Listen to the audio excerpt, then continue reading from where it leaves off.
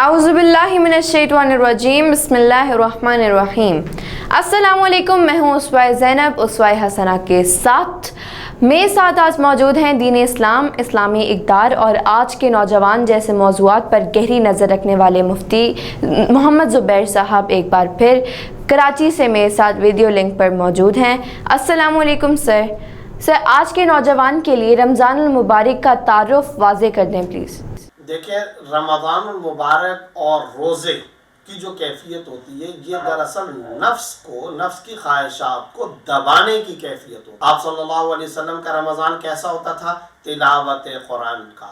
آپ صلی اللہ علیہ وسلم کا رمضان محبت کا، صلہ رحمی کا، سخاوت کا، صدقے کا، خیرات کا، مریضوں کی عیادت کا، دوسروں کے کام آنے کا، دوسروں کی مدد کرنے کا۔ رمضان دراصل ان چیزوں کا نام ہے۔